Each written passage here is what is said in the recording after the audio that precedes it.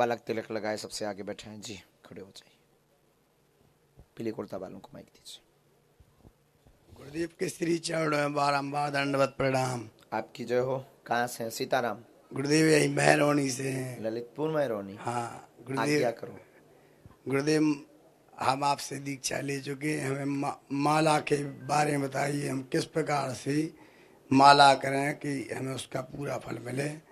और मंगलवार का व्रत भी करते हैं तो मंगलवार का व्रत का पूरा फल मिले उस प्रकार करें। और 11 के व्रत भी करते हैं तो 11 के व्रत के बारे में बताइए।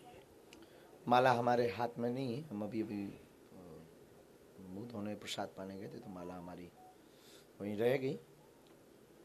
माला है, जप माला है, पंडित जी लाए हैं जप माला, जाप की माला है। कुछ जरा ठीक याद करवाए। स्मरण है जाप की, ठीक है कोई भी दे दो अपनी। बड़ी माला हो कोई भी, कल पहनी थी। हाँ ठीक है लाओ।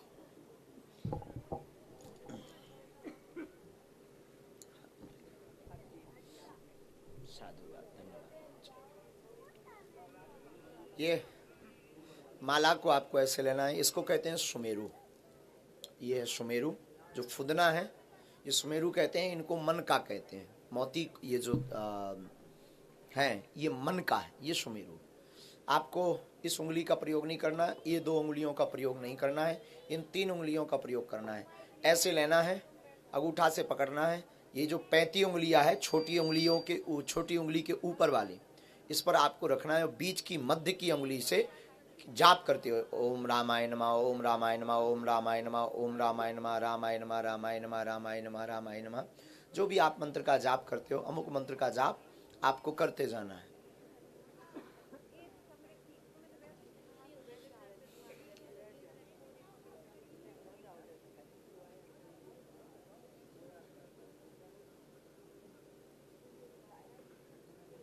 गोमुखी या वस्त्र के अंदर ढककर रखना है, माला कोई देख ना पाए। हमेशा ये जो वक्ष स्थल है इसको कहते हैं छाती, या वक्ष स्थल के नजदीक तक मध्य में रहे। मंत्र का जाप करते रहना, ध्यान एकाग्रता रखनी है। जैसे ही आप सुमेरु के पास आ जाएं, अगर आप माला पूरी कर रहे हैं तब तो प्रणाम करना है। अगर आप माला पूरी नहीं कर रहे हो और करना चाहते हैं तो आपको ये नाकना नहीं है सुमेरु। ये बहुत ध्यान देने योग्य कि सुमेरु को नाकना नहीं है, उसके बाद में तुरंत ठीक फिर पलटा देना। ये माला का विधान है करने का।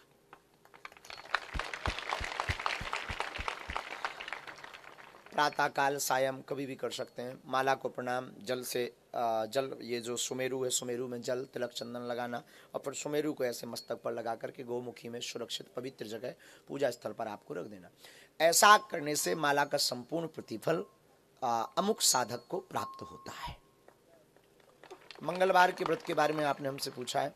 मंगलवार का व्रत प्रातः काल सूर्योदय के पूर्व में उठ जाना है, स्नान आदि निवृत्त करने के बाद में बागे श्री हनुमान जी महाराज का स्मरण करना है, उनका दर्शन करना है। हनुमान चालीसा आदि पाठों का जो भी आप पाठ का नियमावली पद्धति में लिए हो उनका पाठ करना है। और व्रत के पूरे दिन कोशिश करें कि कम से कम लोगों को स्पर्श हो। और व्रत के पूरे दिन नाखून, नखशिख यानी बाल, नाखून, छौर कर्म नहीं करना, ना काटना है।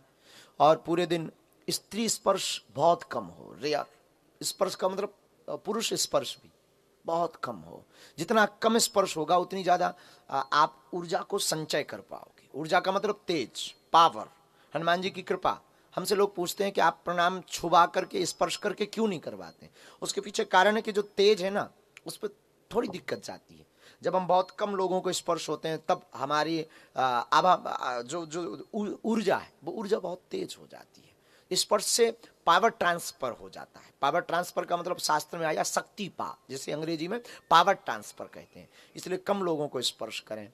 सायंकाल सूर्य अस्त के पहले अपने हाथ से अगर आप भोजन करते हो तो अपने हाथ से बना करके भोजन पवाओ, एक ब्राह्मण को पवाओ, मंदिर के पुजारी को पवाओ, पूजा पाठ, फिर आरती करो, फिर जय जयकार करो हनुमान जी की, सीताराम नाम का कीर्तन गाओ। ऐसा मंगलवार का व्रत करने से संपूर्ण मंगलवार के व्रतों का फल प्राप्त होता है।